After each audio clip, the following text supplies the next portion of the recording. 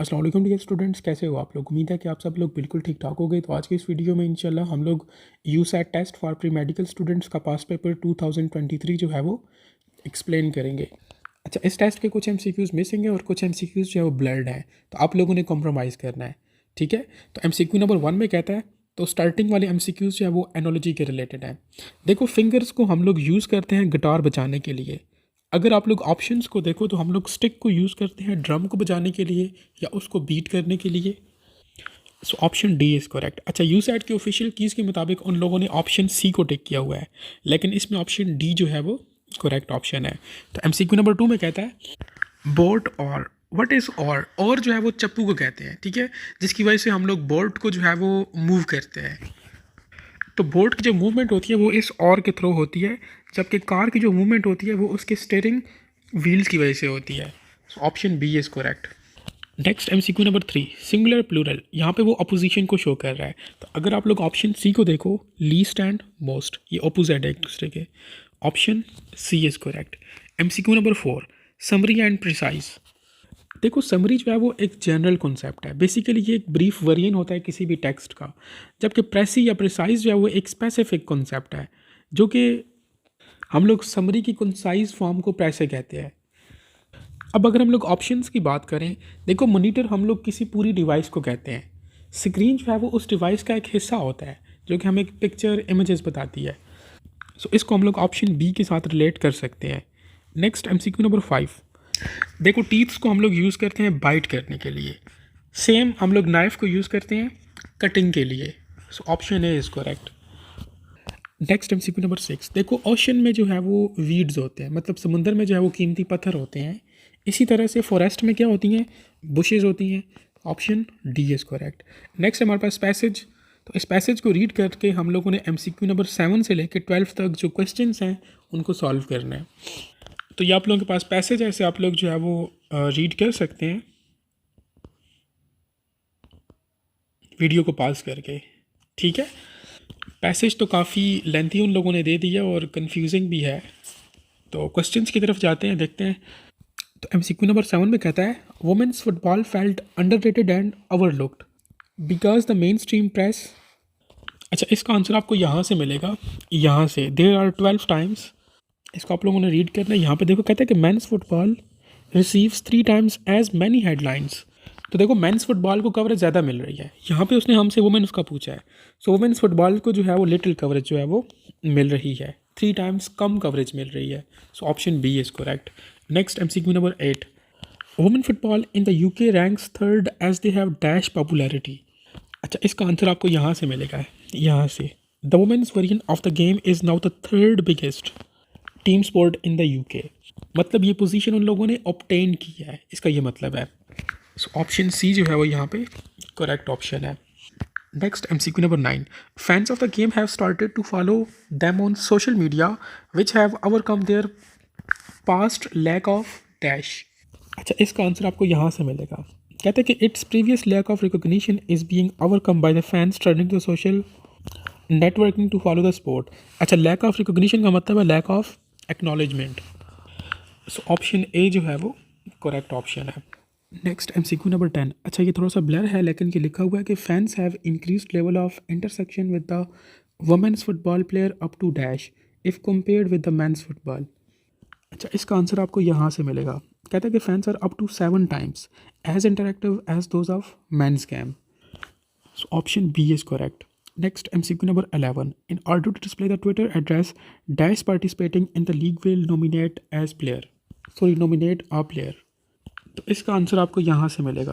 कहते हैं कि each club in the league will pick one player who will wear their Twitter address। So option A is correct. Next MCQ number 12, she has been dash for the best student of the year awarded by committee। अच्छा, इसका answer आपको यहाँ से मिलेगा। कहते हैं कि she has been selected as का मतलब है nominated as. So option A is correct. अच्छा, ये पैराग्राफ काफ़ी टफ लगा होगा आप लोगों को भी। उसकी वजह यह है कि एक तो उन लोगों ने डायरेक्ट क्वेश्चंस में वर्डिंग यूज़ नहीं की हुई थी, और दूसरी चीज़ ये कि क्वेश्चंस जो है वो एक सीक्वेंस में नहीं थे, ठीक है। अच्छा, नेक्स्ट हम लोगों ने जो है वो सेंटेंसेस को कंप्लीट करना है। तो MCQ नंबर 13 में कहता है his friends were unaware of his dash intentions. evil intentions. Option B is correct. Next MCQ number 14. He said that he would dash there before the game ended. देखो यहाँ पे would जो है वो यहाँ पे बेस फॉर्म है. Sorry, would is not a base form, लेकिन would के साथ हम लोग base form of verb use करते हैं. So option B is correct. ठीक है. Next MCQ number 15. कहते हैं कि I think the material of the red shirt is different from the blue shirt. FROM वाला फ्रॉम. ठीक है. Option D is correct. Next MCQ number 16. She will not be able to secure victory dash she goes through the required painstaking hard work. देखो यहाँ पे वो condition बता रहा है कि वो उस वक्त तक विक्ट्री हासिल नहीं कर सकती जब तक वो हार्ड वर्क नहीं करेगी या जब तक वो एक प्रोसेस से नहीं गुजर कर जाएगी. ठीक है. तो इसके लिए हम लोग अनटिल यूज़ करते हैं. Option B is correct. Next MCQ number 7. He was dash the moon. ये तो एक फ्रेज़ है. He was over the moon when he heard the news of his position in the exams. बहुत ज़्यादा खुश हो जाना, इसके लिए हम लोग अवर द मून लफ्ज़ जो है वो यूज़ करते हैं. ठीक है. Next MCQ number 18. They were use to dash to news on radio when they were student.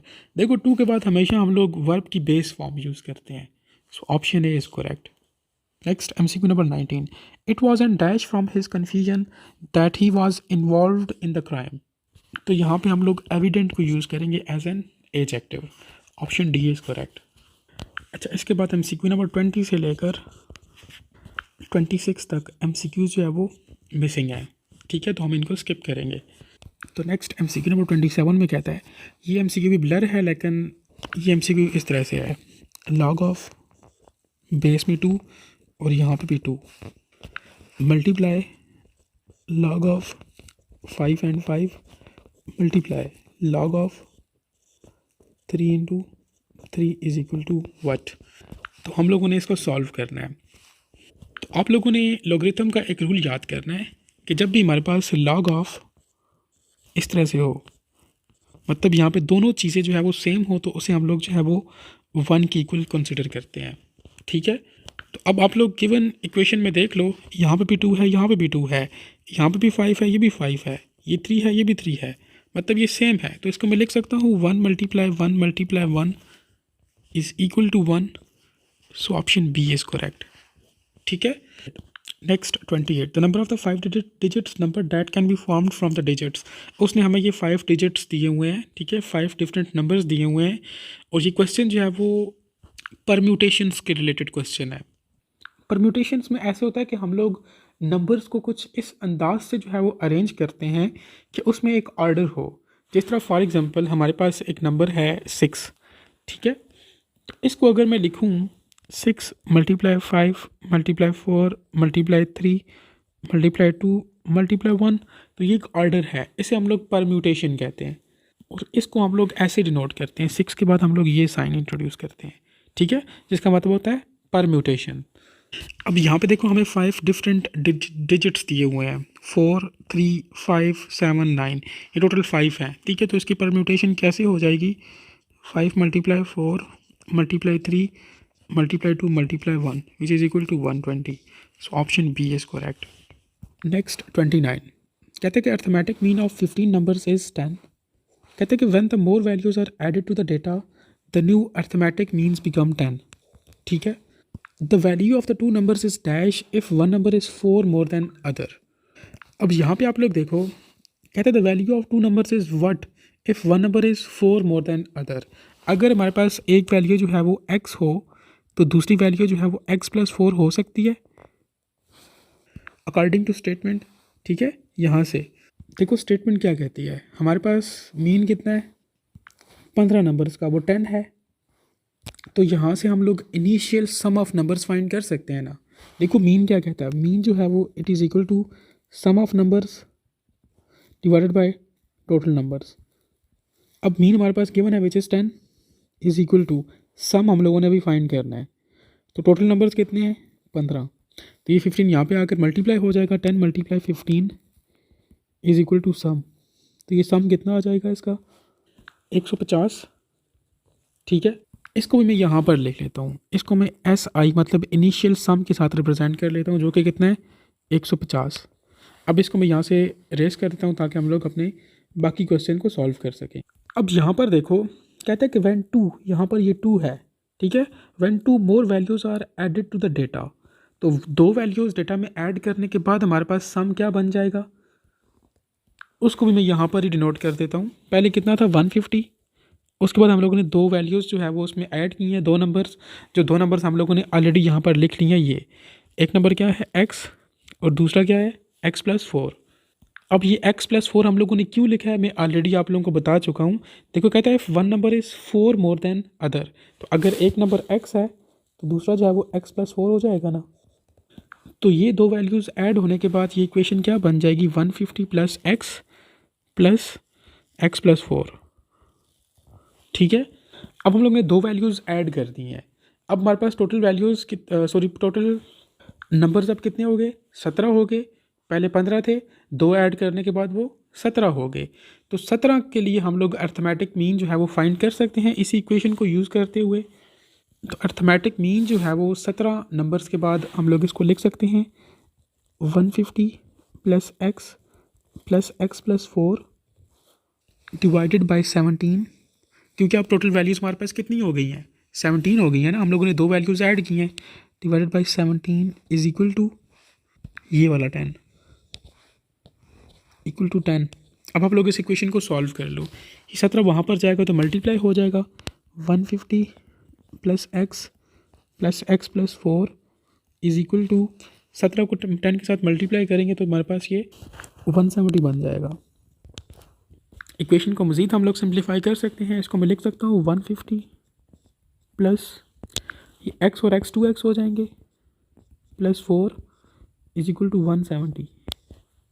इसको मैं लिख सकता हूँ 2x प्लस 150 और 4 154 हो जाएंगे इज इक्वल टू 170। इस इक्वेशन को मैं लिख सकता हूँ 2x is equal to 170 minus 154। ये बन जाएगा 2x इज इक्वल टू 16, या इसको मैं लिख सकता हूँ x is equal to 16 divided by 2 which is equal to 8। अब ये हमारे पास एक वैल्यू आ गई है जो कि 8 है। ठीक है, ये हमारे पास इस x की वैल्यू आई है। ठीक है, और दूसरी वैल्यू उसने क्या बोला है, if one number is 4 times more than other. तो एक वैल्यू हमारे पास 8 है, तो सेकंड वैल्यू के लिए हम लोग x+4 कर देंगे। तो ये हमारे पास बन जाएगा कितना, 8 + 4 is equal to 12। So option C is correct. वो नंबर्स हमारे पास 8 और 12 हैं। नेक्स्ट MCQ नंबर 30 कहते हैं कि which one of the following is a binary operation.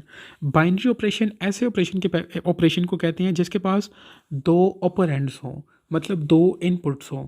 तो इंटरसेक्शन में हमारे पास जो है वो दो इनपुट्स होते हैं, मतलब इसमें हम लोग दो सेट्स को कंसिडर कर रहे होते हैं ना। बाकी हमारे पास जो फोर्थ रूट, क्यूब रूट या स्क्वायर रूट होता है, इसमें हमारे पास सिंगल वैल्यूज या सिंगल सेट्स होते हैं, जबकि इंटरसेक्शन में टू सेट्स होते हैं। सो इसलिए हम लोग इनको बाइनरी ऑपरेशंस कहते हैं। नेक्स्ट 31। अब हम लोगों ने यहाँ से x की वैल्यू फाइंड करनी है। इक्वेशन क्या कहती है, x divided by 5 minus 3 divided by 2 it is equal to 5x divided by 6 plus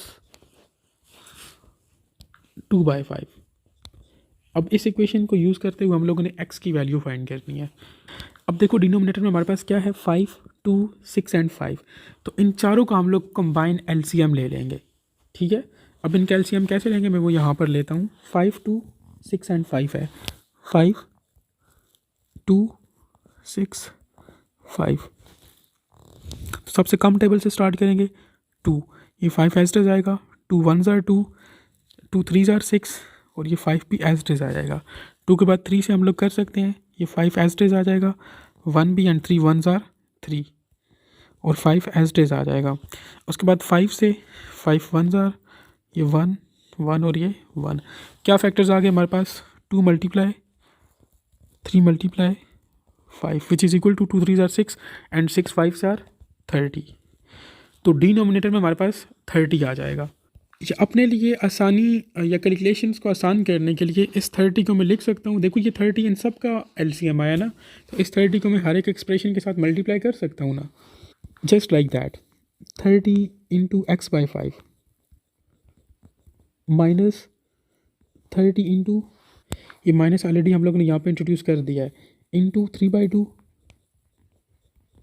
is equal to 30 multiply 5x divide by 6 plus 30 multiply 2/5।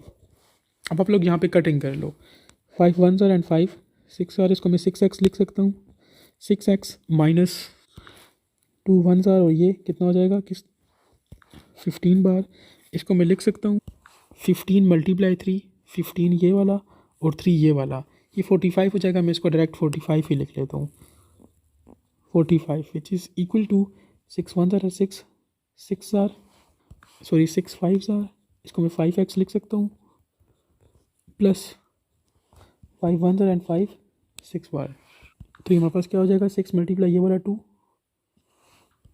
12। अच्छा, यहाँ पे हम लोगों ने एक मिस्टेक की है, वो ये 5x वाली, देखो 5 आ गया, 5 मल्टीप्लाई 5x कितना हो जाएगा 25x। ठीक है, अब आप लोग सिंपल यहाँ से x की वैल्यू फाइंड कर लो, तो इसको मैं लिख सकता हूँ 6x, ये वाला 25x की इस साइड पे आएगा तो माइनस 25x हो जाएगा, इज़ इक्वल टू 12, और ये वाला माइनस 45 वहाँ पर जाकर क्या हो जाएगा प्लस 45,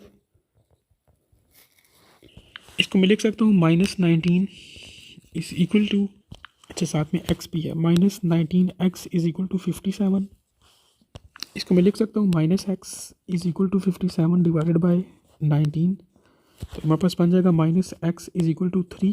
हमें सिर्फ x की वैल्यू चाहिए, माइनस x की नहीं चाहिए, तो ये माइनस उस तरफ चला जाएगा, x is equal to minus 3। ठीक है, ऑप्शन ए इज़ करेक्ट।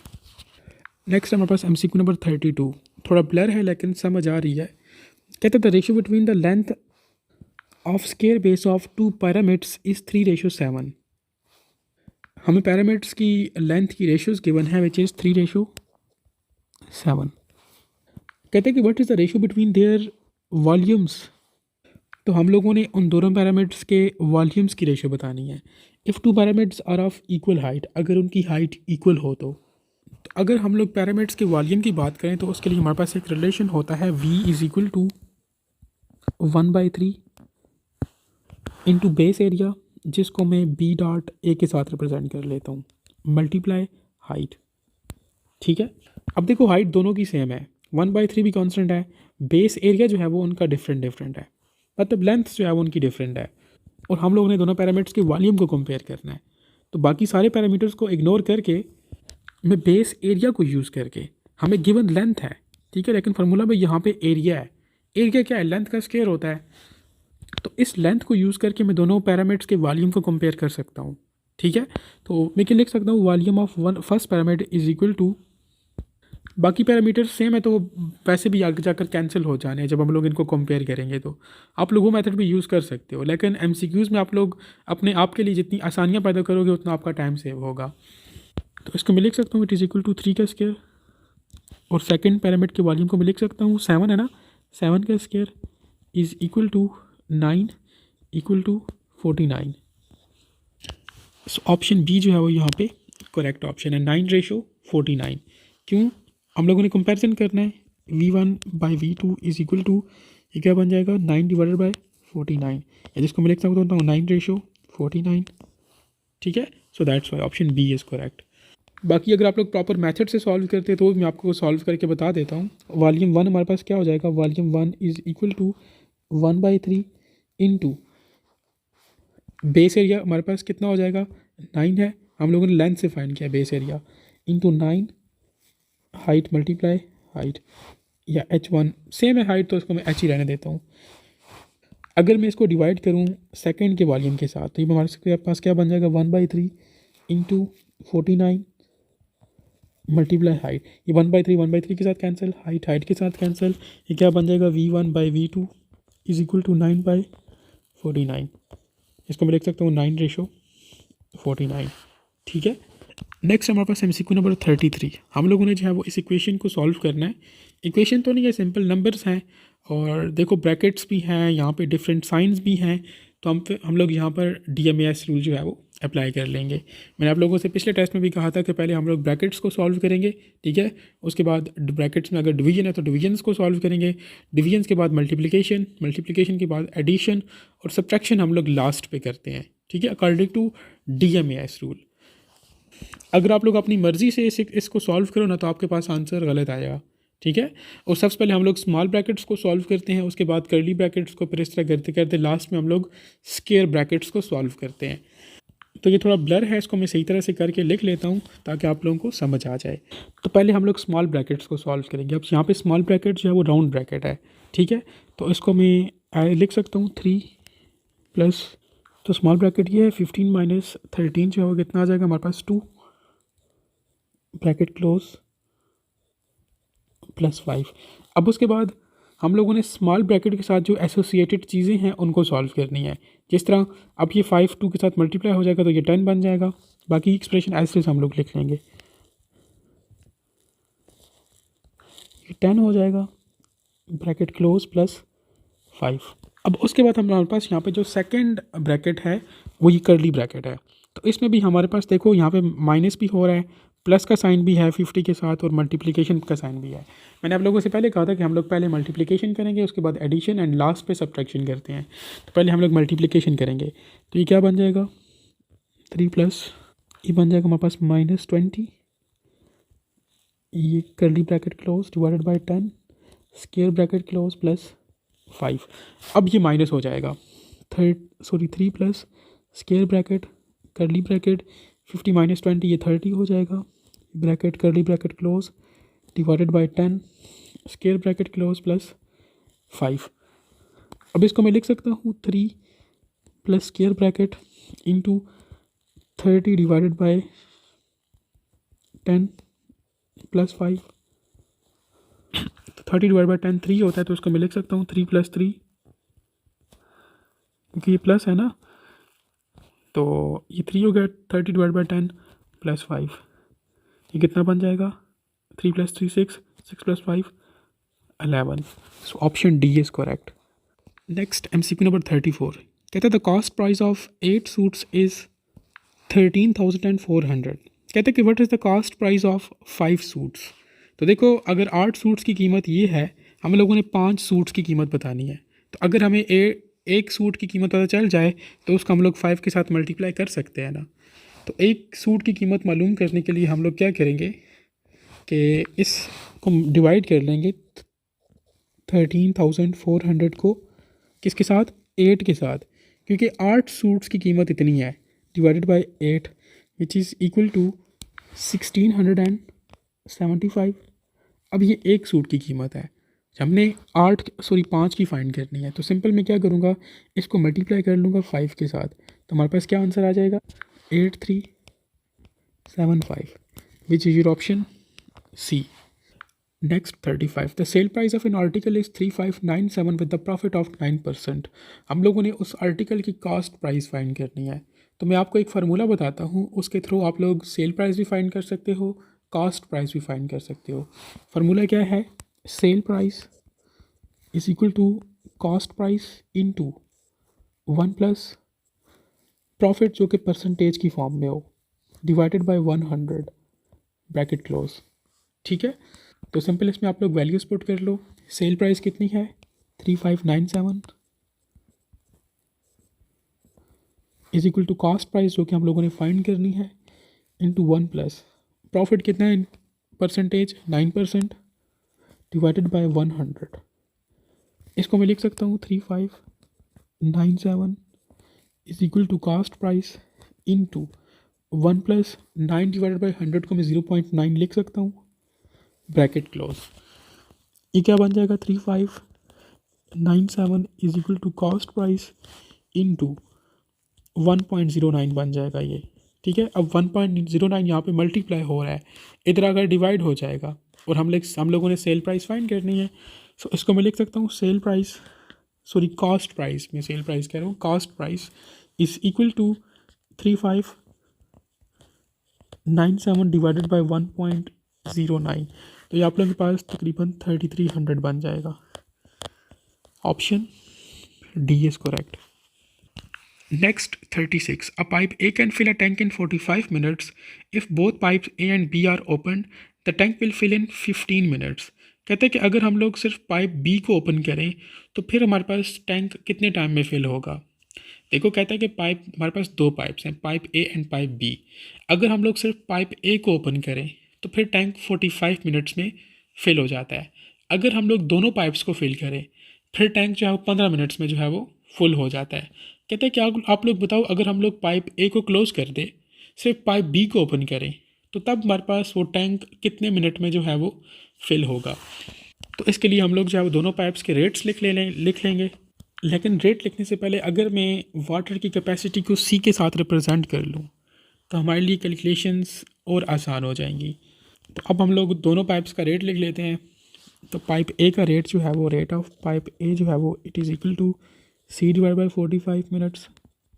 उसके बाद पाइप ए बी का, बल्कि पाइप बी को भी मैं लिख सकता हूँ, उसके रेट को is equal to c divide by x.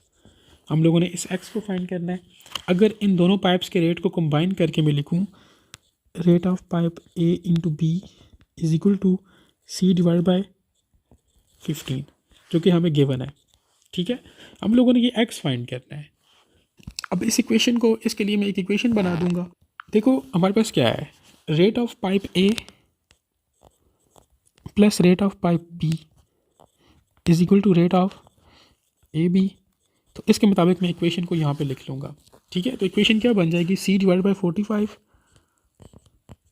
Plus C by x is equal to C by 15। तो सिंपल आप लोग एक्स के लिए इस इक्वेशन को सॉल्व कर लो ना। अब इस इक्वेशन को मैं लिख सकता हूँ, हम लोगों ने सी बाई एक्स या इस एक्स को फाइंड करना है ना, तो मैं इसको लिख सकता हूँ C by x is equal to 1/15 multiply, sorry C by 15, ये सी है 1 नहीं है, माइनस सी बाई 45। ठीक हो गया। अब हम लोग इस साइड पे क्या करेंगे, एलसीएम ले लेंगे। तो इक्वेशन क्या बन जाएगी, सी बाई एक्स, या इसको मैं 1/x भी लिख लूँ तो कोई इतना फ़र्क नहीं पड़ता। ठीक है, इस तरफ मैं एलसीएम ले लूँगा, हमारे पास ये बन जाएगा 45। डिनोमिनेटर में एलसीएम आप लोग खुद ले लेना। ठीक है, ऑलरेडी आप लोगों को जो है वो कितनी बार समझा चुका हूँ। और नोमिनेटर में हमारे पास क्या आ जाएगा, 3 माइनस 1। इसको मैं लिख सकता हूँ 2 डिवाइडेड बाई 45। अब देखो इक्वेशन क्या बन गई है, 1/x is equal to 2 divide by 45। अब इसको आप लोग रिवर्स भी कर सकते हो, क्रॉस मल्टीप्लाई भी कर सकते हो। मैं इसको क्रॉस मल्टीप्लाई कर देता हूँ, तो क्या हो जाएगा, ये 2x is equal to 1 multiply 45 is equal to 45 ही आ जाएगा। x is equal to 45 divide by 2, x is equal to 22.5, which is your option B. Next हमारे पास MCQ नंबर 37, थोड़ा ब्लर है लेकिन मुझे तो समझ आ रहा है। कहते हैं equation x square plus y square is equal to 1। कहते हैं कि ये एक्सप्रेशन क्या रिप्रेजेंट कर रही है। अच्छा, ये बेसिकली सर्कल की जो है वो एक स्टैंडर्ड इक्वेशन है। ठीक है, this is the standard form of circles equation centred at the origin 0 0 with the radius 1।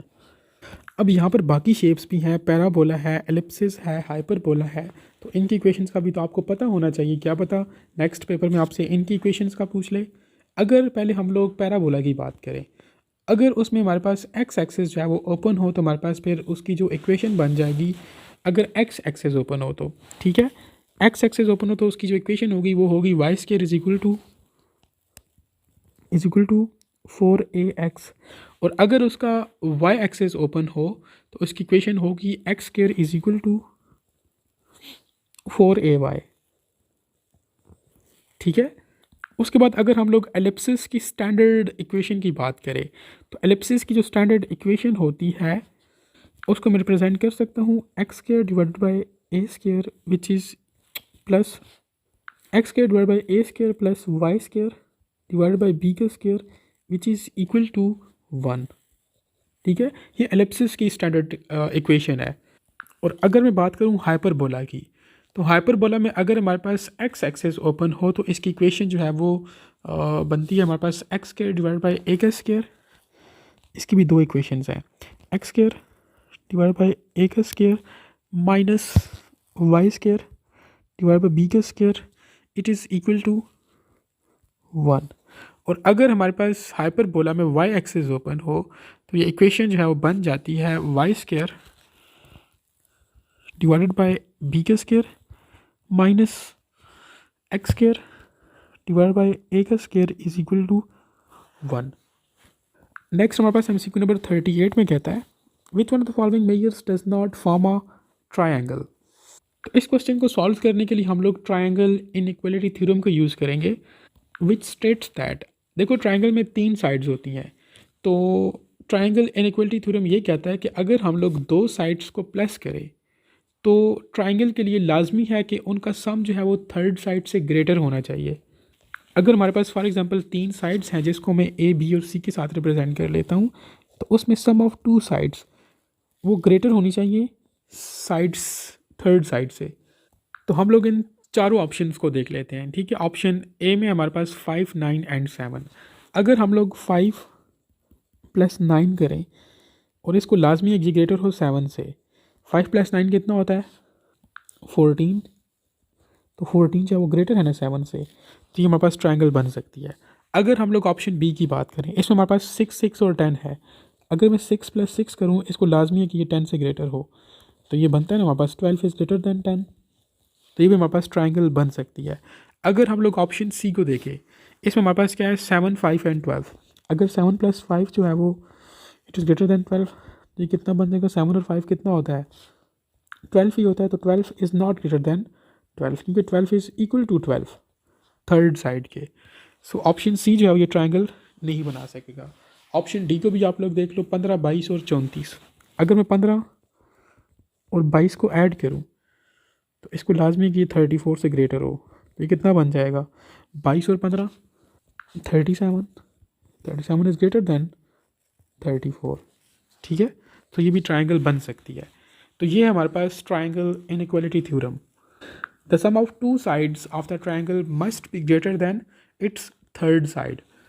Next हमारे पास MCQ नंबर 39। अब इसमें हम लोगों ने इस डेटा की रेंज फाइंड करनी है। तो रेंज में हम लोग क्या करते हैं, रेंज जो है वो it is equal to maximum value minus minimum value. अब यहाँ पे पता नहीं और भी वैल्यूज़ हैं, तो सिंपल आप लोगों ने मैक्सिमम वैल्यू जो भी हुई उसमें से माइनस कर देना मिनिमम वैल्यू की, तो आपके पास आंसर आ जाएगा। नेक्स्ट MCQ नंबर 40 हम लोगों ने इस एक्सप्रेशन को सॉल्व करना है। क्या है एक्सप्रेशन 7 √2 माइनस √18।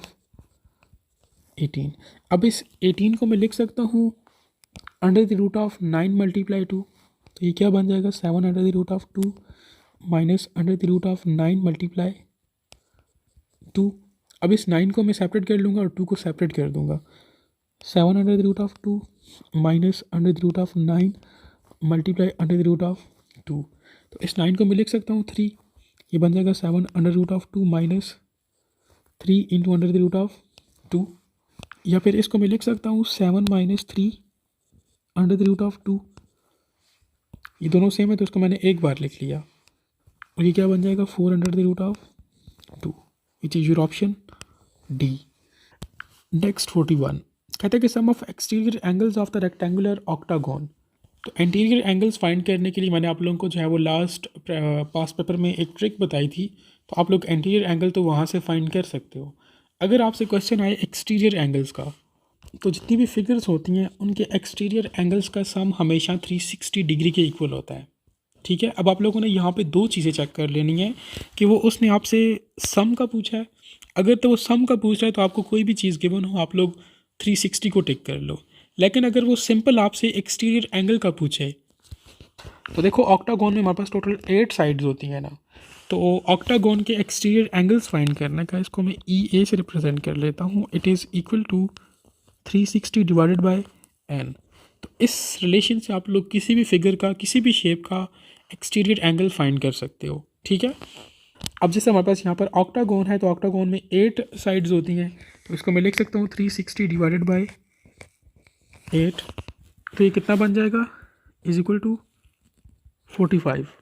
अभी जो 45 डिग्री आया ना, ये इस ऑक्टागोन की एक साइड का एंगल आया हमारे पास।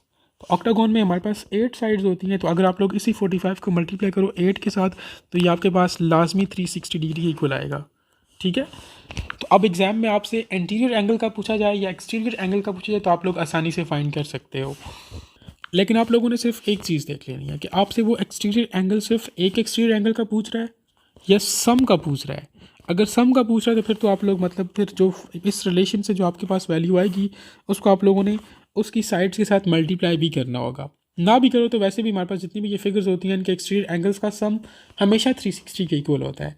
लेकिन अगर आपसे वो सम की बात ना करे, सिंपल वो आपसे पूछे कि आप लोग यहाँ से एक्सटीरियर एंगल बताओ रेगुलर ऑक्टागोन का, फिर आप लोग इस रिलेशन को यूज़ करोगे, ठीक है, और बोलोगे कि 45 जो है वो एंगल होता है उसकी एक साइड का। और अगर वो आपसे एंटीरियर एंगल्स का पूछे तो एंटीरियर एंगल्स फाइंड करने के लिए सिंपल है, हमारे पास एक रिलेशन है n-2 मल्टीप्लाई 180, ठीक है, ये एंटीरियर एंगल्स फाइंड करने का। आई थिंक इतनी एक्सप्लेनेशन काफ़ी है इस टेस्ट की, इस MCQ पे। नेक्स्ट MCQ नंबर 42, इसमें हम लोगों ने बताया कि what is the angle between the hands of clock at ये 10:30 है, ठीक है। तो इसके लिए भी ऑलरेडी मैं आप लोगों को एक शार्ट ट्रिक बता चुका हूँ जिससे आप लोग जो है वो ये एंगल फाइंड कर सकते हो। तो दोबारा मैं ट्रिक को आप लोगों के साथ शेयर कर देता हूँ। आप लोगों को कोई भी क्वेश्चन हो, टाइम कोई भी दिया हो, आप लोग आसानी से जो है वो उससे एंगल फाइंड कर सकते हो between the hands of clock. वो ट्रिक क्या है, 30h -11/2 मिनट्स। अब यहाँ पे आपको 10:30 गिवन हो, कुछ भी गिवन हो, तो आप लोग सिंपल इस रिलेशन में वैल्यूज़ पुट करो, इसको सॉल्व करो तो आपके पास एंगल आ जाएगा। अब फॉर एग्जांपल अगर हमें उन लोगों ने 10:30 दिया हुआ है, तो अब ये जो 10 है ये हॉर्स को शो कर रहा है और ये 30 जो है वो मिनट्स को शो कर रहा है। तो सिंपल मैं इसको लिख सकता हूँ 30 × 10 -11/2 मल्टीप्लाई कितना 30। तो इसका आप लोग सिंपल सिंप्लीफाई कर लो, 2 1s और 2 15s आर, ये क्या बन जाएगा 30 × 10 कितना हो जाएगा 300 -11 × 15। तो सिंपल इसको आप लोग सॉल्व कर लो, ठीक है। नेक्स्ट MCQ नंबर 43, हम लोगों ने अरिथमेटिक मीन फाइंड करना है, जिसमें हम लोग क्या करते हैं, मीन जो है वो basically it is equal to sum of values divided by total number of values. अब ये वैल्यूज़ जो भी हैं आप लोग इनको सम कर लो और डिवाइड कर लो नंबर ऑफ़ वैल्यूज़ पे। कितनी वैल्यूज़ हैं 1 2 3 4, ठीक है। इन 4 वैल्यूज़ को पहले प्लस करो, फिर उसको डिवाइड करो 4 के साथ, तो आपके पास आंसर आ जाएगा। अब ये ब्लर है तो पेपर में कोई भी वैल्यू आए तो आप लोग आसानी से इस रिलेशन से जो है वो फाइंड कर सकते हो। नेक्स्ट MCQ नंबर 44, इसमें कहते हैं कि 80% ऑफ विच नंबर इज़ 45। तो मैंने आप लोगों से पहले भी कहा था कि अगर इस तरह के क्वेश्चंस की आपको समझ ना आ रही हो तो आप लोग फ़ौरन जो है वो स्टेटमेंट को इक्वेशन में कन्वर्ट कर दो। देखो 80% का मतलब है कि 80 डिवाइडेड बाय 100, इसको हम लोग लिख सकते हैं it is equal to 0.8। So equation बनाते वक्त मैं क्या लिखूँगा 0.8 ऑफ विच नंबर, मतलब वो जो नंबर है वो अननोन है, तो मैं इसको लिख सकता हूँ multiply x is equal to, इसका मतलब होता है इज़ इक्वल टू 45। तो सिंपल आप लोग इसको सॉल्व कर लो x के लिए। एक x क्या बन जाएगा, x is equal to 45 divided by 0.8, तो हमारे पास बनता है 56.25%। सॉरी परसेंट तो नहीं फाइंड करनी, हम लोगों ने वो नंबर फाइंड करना है। सो ऑप्शन डी जो है वो करेक्ट ऑप्शन है। अब ये तरीका तो सबको आता है, ठीक है, लेकिन स्टूडेंट्स को असल मसला जो है वो कैलकुलेशंस में होता है। बहुत ज़्यादा टाइम वेस्ट करते हैं स्टूडेंट्स कैलकुलेशंस में। कैलकुलेशन आप लोग प्रैक्टिस करोगे तो आपकी ठीक हो जाएंगी। अब मेरे पास कोई ऐसा दम नहीं है कि मैं आप पे जो है वो पढ़ के पूँगूँ और आपको सारी कैलकुलेशन जो है वो फिंगर टिप्स पे आ जाए, ऐसा नहीं होता। तो इन पर आप लोग जितनी ज़्यादा प्रैक्टिस करोगे उतनी ये चीज़ें आपके जो है वो दिमाग में बैठेंगी या फिंगर टिप्स पे आ जाएंगी। नेक्स्ट हमारे पास MCQ नंबर 45, कहते हैं the total surface area of the topless base having dimension, length जो है वो 3 मीटर है और विड्थ जो है वो 6 है और हाइट जो है वो 10 है, ठीक है। तो हम लोगों ने उस टॉपलेस बेस का एरिया फाइंड करना है। तो टॉपलेस बेस का जो टोटल सरफेस एरिया होता है, जिसको मैं TA से रिप्रेजेंट कर देता हूँ, it is equal to bottom, जिसको मैं B से रिप्रेजेंट करता हूँ, प्लस 4 साइड्स, ठीक है। तो पहले हम लोग बॉटम का एरिया फाइंड करेंगे, उसके बाद 4 साइड्स का एरिया फाइंड करेंगे, इन सब को आपस में प्लस करेंगे तो हमारे पास टोटल सरफेस एरिया आ जाएगा, ठीक है। तो बॉटम का एरिया फाइंड करने के लिए, जिसको मैं BA से रिप्रेजेंट कर लेता हूँ, द एरिया ऑफ बॉटम जो है basically it is equal to length multiply width, which is equal to length कितनी है 3 है, विड्थ कितनी है 6, 3 6 और 18। तो अब हम लोग चारों साइड्स का 2 2 करके चारों साइड्स का जो है वो क्या फाइंड करेंगे, एरिया फाइंड करेंगे। तो फर्स्ट के लिए हमारे पास है 2 इंटू लेंथ मल्टीप्लाई हाइट, इसको मैं 2 इंटू लेंथ हाइट लिख सकता हूँ। और दूसरा हमारे पास 2 इंटू विड्थ मल्टीप्लाई हाइट, इसको मैं WH लिख लेता हूँ। तो सिंपल आप लोग वैल्यूज पुट कर लो, 2 मल्टीप्लाई या 2 इंटू लेंथ कितनी है 3 है, 3 मल्टीप्लाई हाइट 10, और इसको मैं लिख सकता हूँ 2 इंटू विड्थ कितनी है 6 है, 6 मल्टीप्लाई हाइट इसकी भी 10 ही है। इट इज़ इक्वल टू, ये हमारे पास 60 बनता है और ये जो है वो 120 बनता है। अब सिंपल आप लोग इन तीनों वैल्यूज़ को इस इक्वेशन में पुट कर लो, ठीक है, इस फार्मूला में पुट कर लो। तो टोटल एरिया हमारे पास कितना बन जाएगा, it is equal to the area of base which is 18 plus 60 plus 120 which is equal to 198। So option C जो है वो करेक्ट ऑप्शन है। नेक्स्ट 46 कहते हैं कि which one of the following is a rational number. तो सबसे पहले तो आपको पता हो कि रेशनल नंबर्स क्या होते हैं और इरेशनल नंबर्स क्या होते हैं। तो रेशनल नंबर्स वो नंबर्स होते हैं जिनको हम लोग P/Q की फॉर्म में लिख सकें, और इरेशनल नंबर वो नंबर्स होते हैं जिनको हम लोग P/Q की फॉर्म में ना लिख सकें। अब ऑप्शन ए में हमारे पास पाई है, तो पाई को हम लोग इरेशनल जो है वो कंसिडर करते हैं, क्योंकि पाई को हम लोग जो है वो 3.14 भी लिख सकते हैं, इसको हम लोग 22/7 भी लिख सकते हैं। अब ये डिपेंड करता है ना कि किस फॉर्म में हम लोगों ने लिखा हुआ है। अब अगर सिंपल 22/7 लिखा हो तो ये हमारे पास रेशनल होगा, अगर 3.14 लिखा हुआ तो आप लोग बोलेंगे कि ये इरेशनल है, और अगर सिंपल पाई सैम्पल गिवन हो तो हम लोग इसको भी इरेशनल कंसिडर करेंगे। अब उसके बाद अगर आप लोगों को वैल्यूज़ जो है वो इस फॉर्म में दी हों, जिस तरह से ऑप्शन बी और ऑप्शन सी है, तो फिर आप लोग इसमें से किस तरह से रेशनल और इरेशनल को जो है वो पॉइंट आउट कर सकते हो। अगर पॉइंट के बाद वैल्यूज़ जो है वो रिपीटेड वैल्यूज़ हैं, जिस तरह अगर आप लोग ऑप्शन सी में देखो 32 32 32 है, ठीक है, तो ये हमारे पास इरेशनल होगा। जबकि अगर आप लोग ऑप्शन बी को देखो, इसमें 25 27 29 डिफरेंट वैल्यूज़ हैं, रिपीटेड नहीं है, तो ये हमारे पास रेशनल है, ठीक है। So option B is correct. अच्छा, व्हाट अबाउट ऑप्शन डी। देखो ऑप्शन डी को मैं लिख सकता हूँ under the root of 9 multiply 3, इसको मैं लिख सकता हूँ under the root of 9 multiply under the root of 3, इसको मैं लिख सकता हूँ, सॉरी हाँ यस 3, इसको मैं लिख सकता हूँ 3 अंडर द रूट ऑफ 3। और ये जो 3 अंडर द रूट ऑफ 3 है ना, ये क्या है, ये इरेशनल है, इसे हम लोग P/Q की फॉर्म में नहीं लिख सकते, ठीक है। सो ऑप्शन बी जो है वो करेक्ट ऑप्शन है। Next MCQ number 47, the sum and the product of root of equation. मतलब इस इक्वेशन का हम लोगों ने पहले सम फाइंड करना है, इसका प्रोडक्ट फाइंड करना है, फिर उस सम और प्रोडक्ट को दोबारा से सम करना है, ठीक है, तो तब जाकर हमारे पास आंसर आएगा, क्योंकि इसने क्या लिखा हुआ है, the sum of sum and product of. अब इक्वेशन क्या है, 3x² minus 7x plus 15 is equal to 0, ठीक है। अब यहाँ पे हमारे पास a की वैल्यू कितनी है 3 है, b की वैल्यू कितनी है -7 है, और c की वैल्यू कितनी है 15 है। अब आप लोगों ने 10th क्लास में क्वाड्रेटिक इक्वेशन तो पढ़ी होगी, तो उसमें से हम लोगों ने सम और प्रोडक्ट जो है वो उस इक्वेशन का जो है वो फाइंड किया था, उसके लिए मतलब एक रिलेशन निकाला था।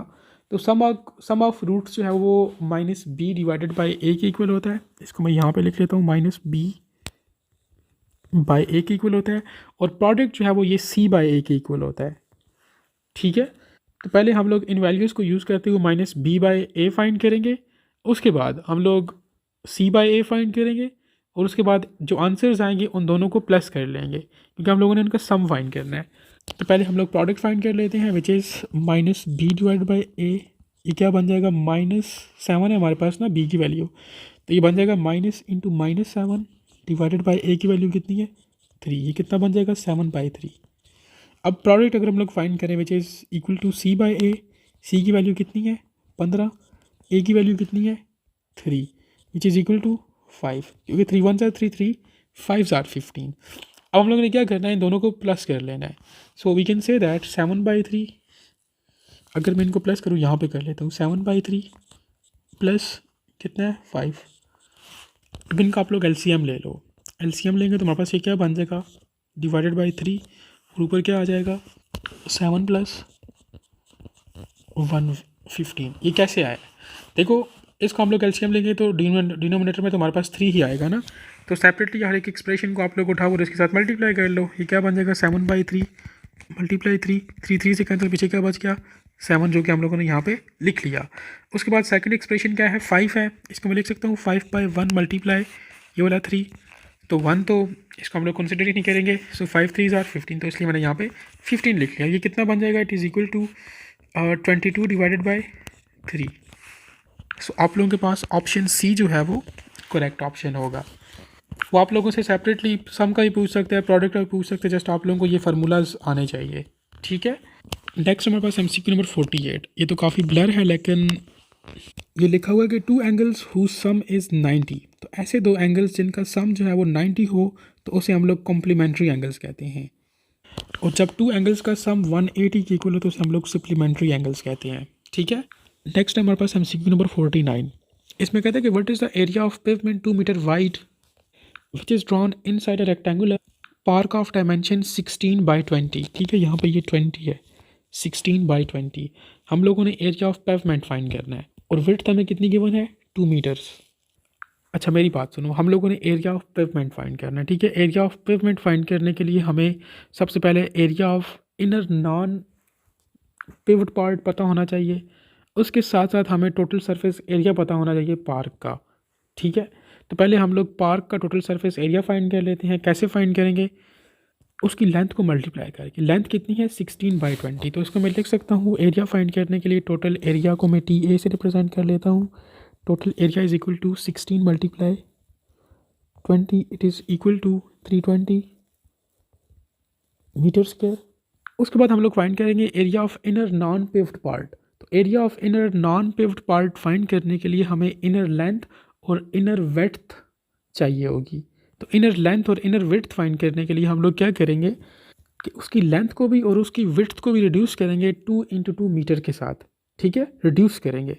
सो अगर मैं उसकी इनर लेंथ की बात करूं, इसको मैं IL से रिप्रेजेंट कर लेता हूं। फॉर एग्जांपल इनर लेंथ हमारे पास कितनी हो जाएगी, लेंथ हमारे पास 20 है, माइनस 2 × 2 के हिसाब से अगर मैं इसको माइनस करूं, -2 × 2, तो ये कितनी बन जाएगी 2 2 4, 4 - 20, ये 16 मीटर बन जाएगी।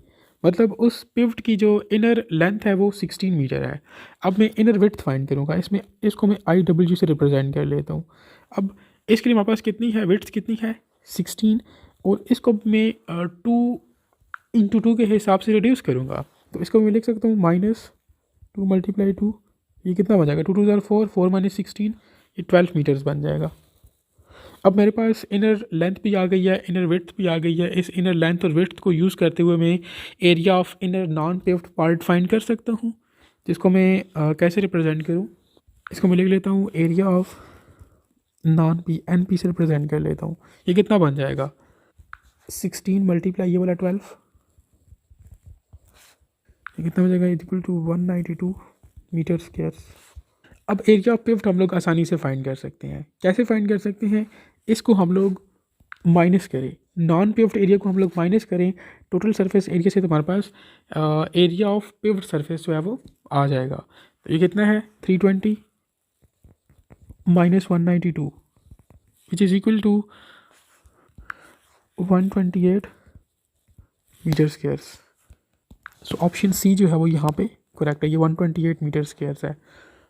नेक्स्ट MCQ नंबर 50 कहते हैं कि the difference of the face value from the place value of 5। अब उसने आपको जो है वो एक नंबर दिया हुआ है, मेरे ख्याल से ये नंबर जो है वो 9055 है। हम लोगों ने क्या करना है कि इसकी फेस वैल्यू और प्लेस वैल्यू का जो है वो डिफरेंस निकालना है। अब देखो फेस वैल्यू जो है ना यहाँ से स्टार्ट होती है, जहाँ से हम लोग काउंटिंग करते हैं unit 10, 100, 1000, 10,000, this is a unit, ठीक है। और यही यूनिट जो है वो इसकी फेस वैल्यू है। तो इसको मैं 5 लिख लूँगा, माइनस कहते हैं कि उसको माइनस करो from its place value of 5।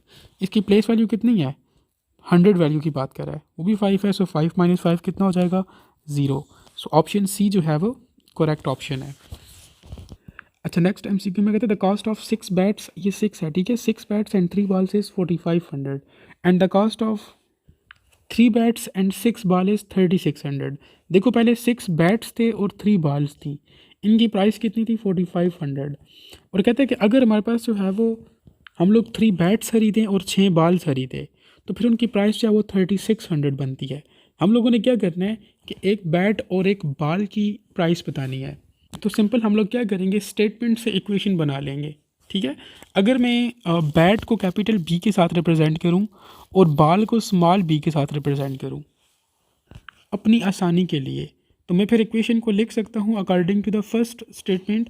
कहते हैं कि 6 बैट्स एंड 3 बॉल्स, इसको मैं लिख सकता हूँ 6b + 3 स्मॉल बीज।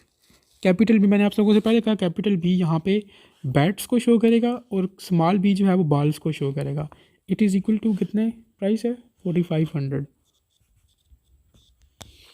अब दूसरा हमारे पास क्या कहता है कि 3 बैट्स + 6 बॉल्स, इनकी कीमत कितनी होगी 3600। ठीक है, इनको मैं इक्वेशन 1 और इक्वेशन 2 का नाम दे देता हूँ। This is equation 1 and this is equation 2। अब मैं क्या करूँगा, दोनों इक्वेशंस को सेपरेटली लूँगा। पहले मैं फर्स्ट इक्वेशन को लेता हूँ 6b + 3b = 4500। अब देखो इस इक्वेशन को दोनों तरफ अगर मैं 3 से डिवाइड कर लूँ, ठीक है, क्योंकि हम लोगों ने इस इक्वेशन को मज़ीद सिंप्लीफाई करना है ना, तो ये इक्वेशन मेरे पास बन जाएगी 2b + स्मॉल b = 45 को अगर मैं डिवाइड करूँ 3 के साथ तो हमारे पास क्या बन जाएगा 1500। ठीक है, मैंने क्या किया, जस्ट डिवाइड किया है इस इक्वेशन को बाय 3। अब मैं सेकंड इक्वेशन को ले लूँगा विच इज़ 3b + 6b = 3600। अब यहाँ पे दोबारा इस इक्वेशन को मज़ीद सिंप्लीफाई करने के लिए मैं इस इक्वेशन को भी 3 के साथ डिवाइड कर लूँगा, तो इक्वेशन बन जाएगी कैपिटल B + 2 स्मॉल बीज = 3600 को अगर मैं डिवाइड करूँ 3 के साथ तो ये क्या बन जाएगा 1200। अब मैं इस इक्वेशन को अगर मैं इक्वेशन 3 कह दूँ और इसको मैं अगर इक्वेशन 4 कह दूँ तो कोई गलत बात तो नहीं है ना। अब अगर मैं इक्वेशन 3 को कंसिडर करूँ, ठीक है, तो देखो यहाँ से मैं स्मॉल b की वैल्यू फाइंड कर सकता हूँ ना, तो इस इक्वेशन को मैं अरेंज कर सकता हूँ b = 1500 - 2b। जस्ट सिंपल मैंने क्या किया, इस 2b को उस तरफ ले आया हूँ क्योंकि मुझे स्मॉल b की वैल्यूज़ जो है वो किस तरह से निकालनी थी। अब इसको मैं इक्वेशन 5 का नाम दे देता हूँ फॉर एग्ज़ाम्पल।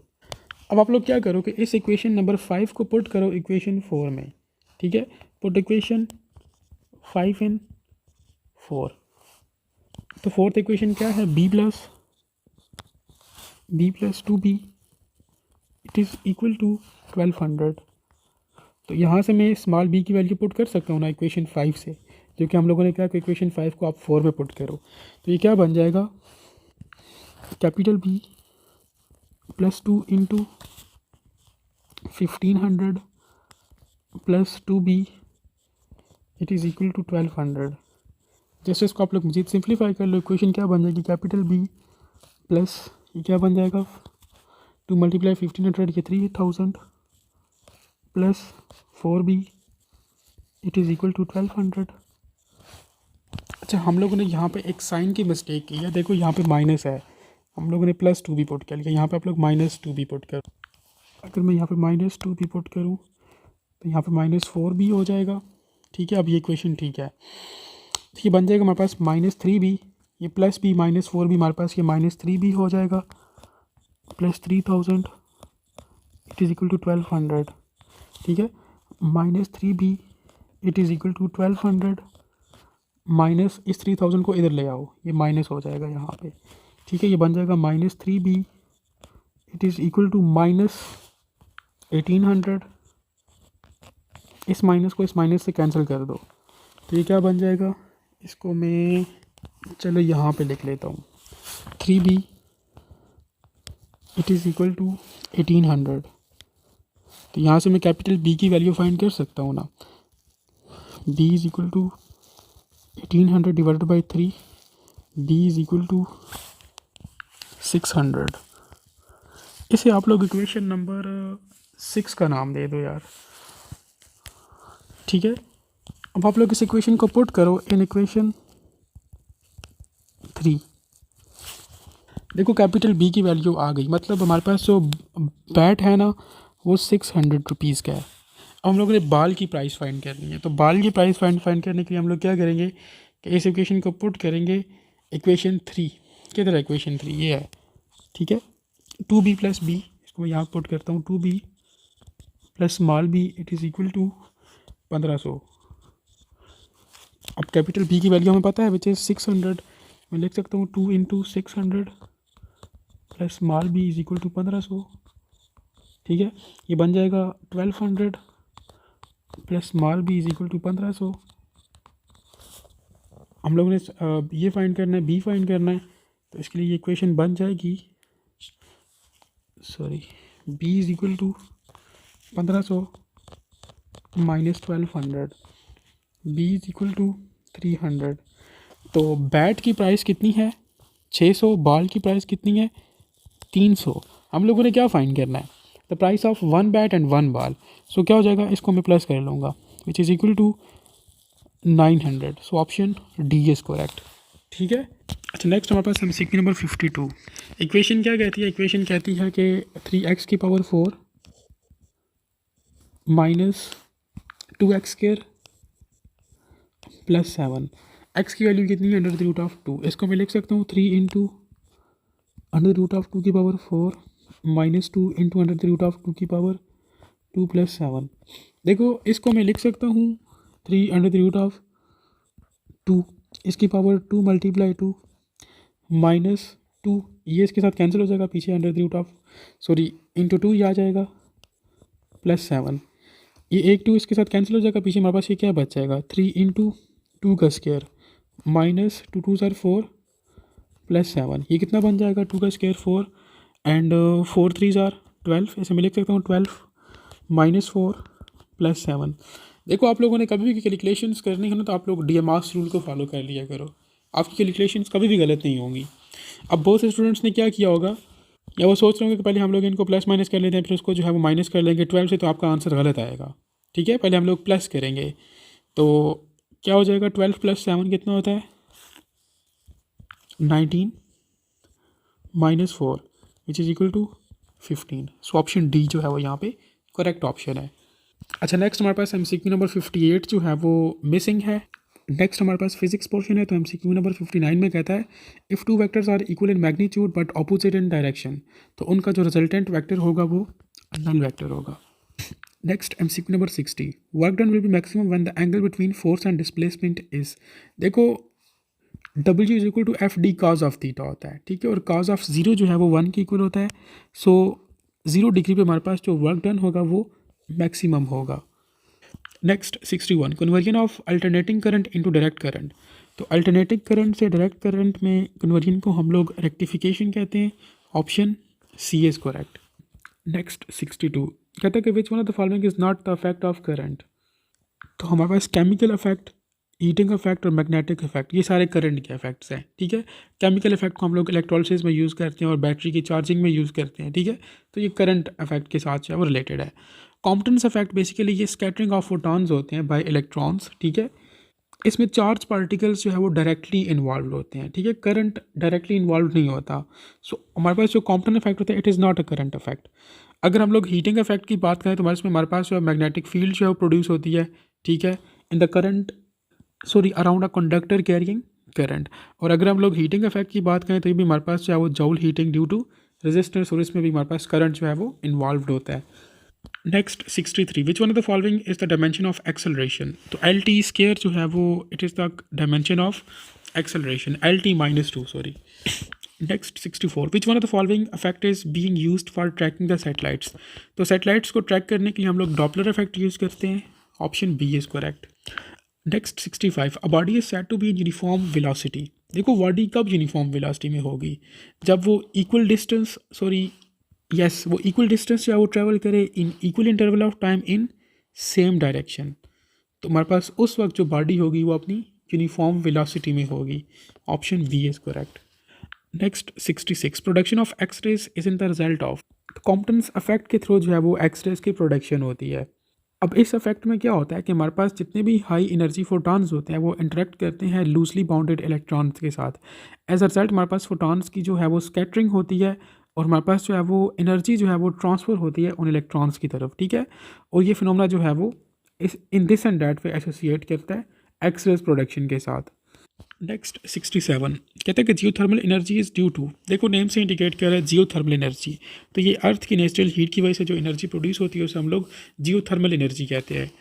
नेक्स्ट 68 कहता है कि by all of the following ways we can increase the induced current except, देखो लूप को फास्टर मूव करवाने से हम लोग इंड्यूस्ड करंट को जो है वो इंक्रीज कर सकते हैं। Number of turns of coils को भी इंक्रीज करने से हम लोग इंड्यूस्ड करंट को इंक्रीज कर सकते हैं। और अगर हम लोग स्ट्रॉन्गर मैग्नेटिक फील्ड यूज़ करें तो उससे भी हम लोग इंड्यूस्ड करंट को इंक्रीज कर सकते हैं। लेकिन अगर हम लोग कॉइल को जो है वो स्लो स्पीड के साथ मूव करवाएं तो हमारे पास जो इंड्यूस्ड करंट होगा वो इंक्रीज नहीं बल्कि डिक्रीज होगा। सो ऑप्शन बी जो है वो यहाँ पर एक्सेप्शन है। Next 69 the combined effect of resistance and dash in a circuit is known as impedance, तो इम्पीडेंस को हम लोग Z से जो है वो डिनोट करते हैं। Basically it is the combined effect of resistance and reactance, option B is correct. अच्छा नेक्स्ट पोर्शन है हमारे पास केमिस्ट्री का, तो MCQ नंबर 70 में कहता है methyl orange indicator gives dash colour इन बेसिक सॉल्यूशन, देखो मिथाइल को जब भी हम लोग किसी बेसिक सॉल्यूशन में ऐड करते हैं तो उसका ऑरेंज कलर जो है वो येलो कलर में चेंज हो जाता है। Next 71 the process of mixing of atomic orbitals having different shapes and energy to make molecular orbitals of the same shape and energy, तो इस process को हम लोग hybridization कहते हैं। Next 72 which one of the following has square planet geometry, इसके options जो है वो missing है। Next 73 अच्छा यार इस MCQ की स्टेटमेंट जो है वो इनकम्प्लीट है, अगर आपको बुक से ये स्टेटमेंट मिलती है तो आप लोग खुद इसको कंप्लीट कर लेना। नेक्स्ट 74 कहते हैं कि when alkanes are treated with chlorine और bromine in the presence of dash alkyl halides are formed, तो अल्केन्स को जब हम लोग ट्रीट करते हैं क्लोरीन और ब्रोमीन के साथ in the presence of diffused sunlight, तो एज अ रिजल्ट हमारे पास अल्काइल हैलाइड्स बनते हैं। Next 75 who discovered the positive rays protons, तो प्रोटॉन्स को जो है वो गोल्डस्टीन ने जो है वो डिस्कवर किया था for the first time. Next 76 कहते हैं the dash state is the one in which the molecules are widely separated from one another but having negligible volume, तो ये बेसिकली गैसेस की बात कर रहा है। गैसेस में हमारे पास जो मॉलिक्यूल्स होते हैं वो वाइडली सेपरेटेड होते हैं, मतलब उनके दरमियान जो सेपरेशन होती है वो काफ़ी वाइड होती है, काफ़ी ज़्यादा होती है और इनका वॉल्यूम जो है वो नेग्लिजिबल होता है।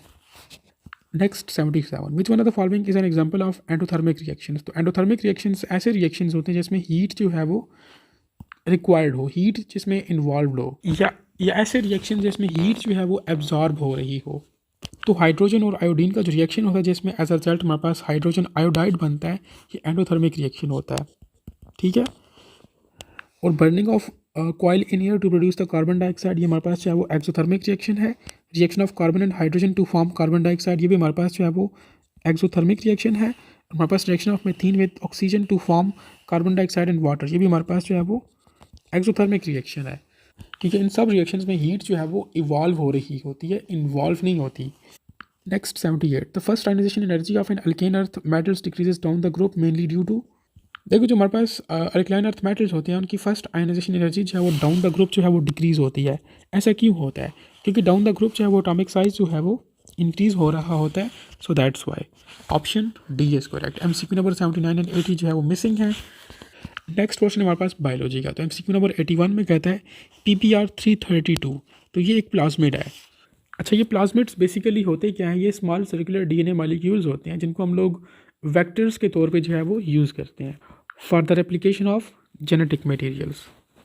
नेक्स्ट 82 कहते हैं कि which one of the following is not a biotic component. अच्छा इसके रिलेटेड 2024 में भी क्वेश्चन आया था, तो मतलब ये बायोटिक एबायोटिक कंपोनेंट से इंपॉर्टेंट है, तो इनको आप लोगों ने एक नज़र लाजमी देखना है। देखो इकोसिस्टम के दो कंपोनेंट्स होते हैं, एक को हम लोग बायोटिक कंपोनेंट्स कहते हैं, एक को हम लोग एबायोटिक कंपोनेंट्स कहते हैं। बायोटिक कंपोनेंट्स लिविंग कंपोनेंट्स होते हैं इकोसिस्टम के, और एबायोटिक जो है वो नॉन लिविंग कंपोनेंट्स होते हैं। अब अगर हम लोग फूड की बात करें, फूड ये एबायोटिक होते हैं, मतलब ये नॉन लिविंग है। वाटर भी नॉन लिविंग में आता है, टेम्परेचर भी नॉन लिविंग में आता है। पीपल जो है ये हमारे पास लिविंग होते हैं, ठीक है। सो ये हमारे पास जो है वो बायोटिक कंपोनेंट है इकोसिस्टम के। नेक्स्ट 83 कहते हैं कि indole acetic acid belongs to which class of plant hormones, तो एंडोल एसिटिक एसिड जो है वो ये बेसिकली ऑक्सीजन हैं, option B is correct. Next 84 कहते हैं कि which one of the following is made up of glucose and fructose combined with the glycosidic linkage. देखो ग्लूकोज और फ्रक्टोज जो है वो ये माल्टोज में होते हैं, ठीक है। Maltose basically it is the combination of glucose and fructose, तो इसलिए जब हम लोग इसकी हाइड्रोलिसिस करते हैं तो एज अ रिजल्ट ग्लूकोज और फ्रक्टोज बनते हैं, so option C is correct. Next 85 कहते हैं कि retroviruses heredity material is present in the form of RNA.